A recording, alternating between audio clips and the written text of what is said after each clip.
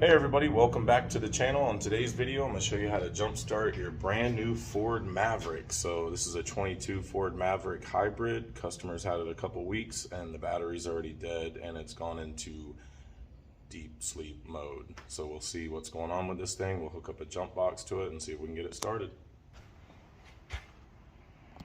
Alright, so this is my first time jump starting one of these, obviously, because they're so new. But I would take it that you open up the driver's side door, and with these newer Fords, they have a lever that you have to pull twice here down on the kick panel, on the driver's side kick panel. So just grab this, pull it once, pull it twice, and your hood will be popped. And they no longer have the secondary safety latch, so the hood will just lift up, just like that, okay? Then once you get the hood lifted up, you'll see this little hood prop rod here. This comes up and then goes to this little opening right here. They usually have an arrow for you that points to the hole that it goes to.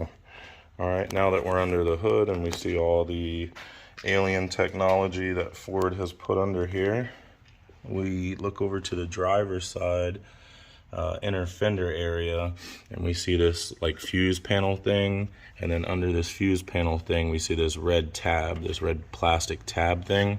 That is our jump point for this vehicle. That's where Ford wants us to hook our positive connection, our positive cable. So we'll go ahead and I think pull that back like so, and just pivots on there like that, and then you're left with this like copper looking bolt for a connection. All right guys, sorry I got interrupted by a call, but this is your positive connection here, this little bolt, and then your negative connection is going to be this bolt up here on the inner fender that you guys can see. Try to show you there better. That is the negative grounding point. The black cable goes there, the red cable goes there. Okay guys, so I'm going to be using the Noco GB150 jump box. This is about $300 on eBay or Amazon. You don't have to have a fancy dancy jump box like this. You can use regular jumper cables. But if you do, make sure the car you're jumping it from is turned off while you're hooking everything up, just like I have this box turned off now. And what you want to do is hook up your positive first and then your negative. So with the box or the car turned off, we're just going to go down here and hook to our positive point there, and then take our negative and over to the negative point. Let's see if I can. Okay, so there's the negative point there. There's our positive point here. And then on this box, when the battery is like completely wiped out, this little V will light up. And if it had any sort of power, it'd give us a display of like 3 or 4 volts, but it's so dead that it's just giving us a V. So it shows that this battery is like as dead as it can get. I'll turn the box on and we should get a display there. It went on and came back off because the battery is just completely dead. Okay, we'll try that if you want to try that and start it. I don't know if it'll go off of that. I might have to put another jump box on it as well because it's so dead.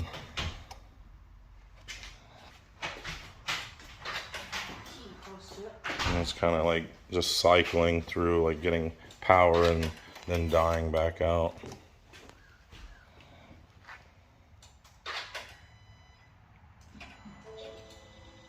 Start it up.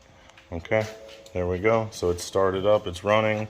Another good feature of this GB150 box is it will also test the alternator. So what we're looking for on the alternator is a readout of 13.8 to 14.2. If we don't have 13.8 at least, then we're failing. So right now it's testing at 13.6. So I think so. I think the alternator is bad, but it may take just a few minutes to charge up to get up to a 14 volt or a 13.8 or better. So let's give it a couple of minutes and see if it comes up or not. Maybe rev it up just a few times to see if the alternator will pick up the charge.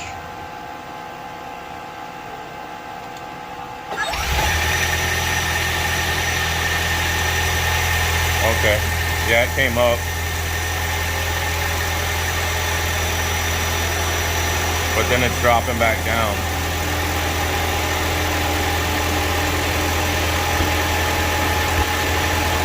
Train.